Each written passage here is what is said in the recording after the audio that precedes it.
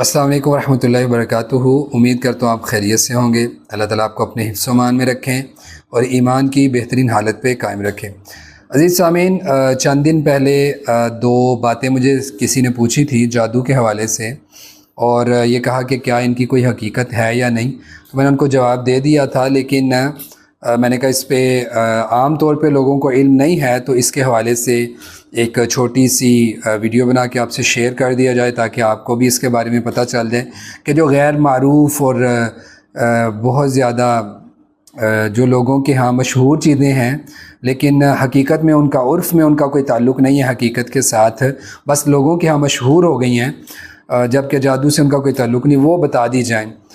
عام طور پہ لوگوں کے ہاں ایک یہ چیز بڑی معروف ہے کہ جادو سے جو ایک دفعہ متاثر ہو جاتا ہے نا، اس کو کبھی آرام نہیں آتا۔ یہ بات لوگوں کے ہاں عام ہے، لیکن اس کی حقیقت کوئی نہیں ہے۔ میں جتنی بھی چیزیں بتاؤں گا ان سب کی ایک ایک دلیل ساتھ ضرور پیش کروں گا۔ تو یہاں پہ یہ بات کہ جس پہ ایک مرتبہ جادو ہو جائے اس کو کبھی شفا نہیں ملتی، وہ بس کسی نہ کسی طرح پریشان اور بیمار رہتا ہی ہے، تو اس کی کوئی حقیقت نہیں ہے۔ اس کی دلیل اللہ کے نبی صلی اللہ علیہ وسلم کی وہ حدیث ہے جس میں آپ نے فرمایا کہ اللہ تعالیٰ نے آسمان سے کوئی ایسی بیماری نازل نہیں کی جس کی شفا نہ ہو، جس نے اس کا علاج پا لیا، جس نے پایا وہ محروم رہ گیا۔ تو حدیث میں تو ہے کہ ہر بیماری جو آسمان سے اترتی ہے یعنی اللہ کی طرف سے، اس کا علاج بھی ضرور ہوتا ہے۔ تو ہر ایک بیماری کا علاج ہے، تو جادو بھی ایک بیماری ہے۔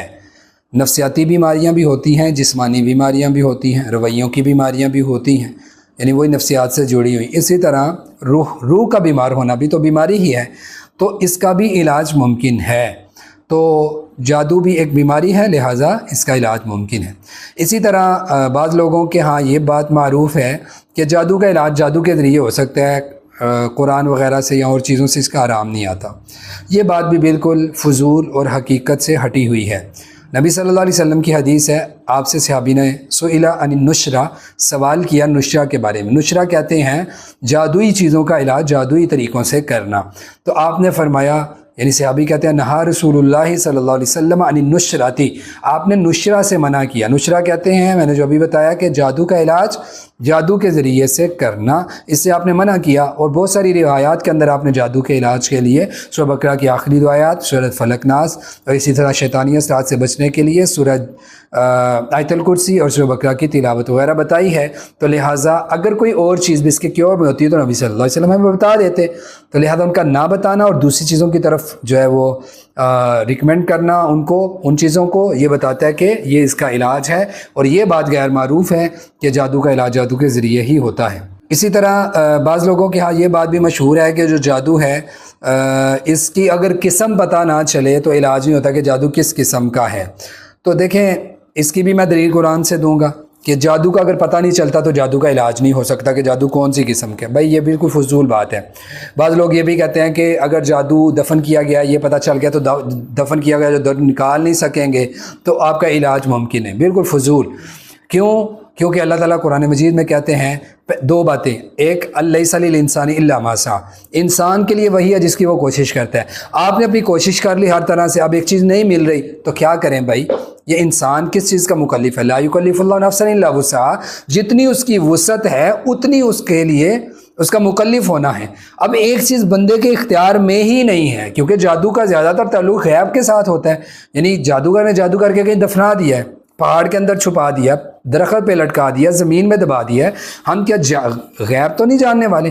اگر اللہ تعالیٰ نے خواب میں رہنمائی کر دی ہے یا کسی بھی انداز سے ہمیں پتہ چل گیا ہے تو ہم نکال دیں۔ اگر ہماری وسعت میں نہیں ہے اور ہمارے اختیار میں نہیں ہے تو میں نہیں سمجھتا کہ یہ چیز ایسی ہے، تو اللہ تعالیٰ مکلف اس کا رکھتے ہیں جتنی وسعت ہے۔ وسعت نہیں ہے تو بس ٹھیک ہے، اگر جادو نہیں ملا، کئی ایسے لوگ ہیں جن کے جادو کا نہیں پتہ چلتا کہاں ہے، لیکن اللہ تعالیٰ ان کو شفا دے دیتے ہیں۔ اسی طرح ایک آخری بات جو جادو کے حوالے سے مشہور ہے کہ جادو سے انسان مر جاتا ہے۔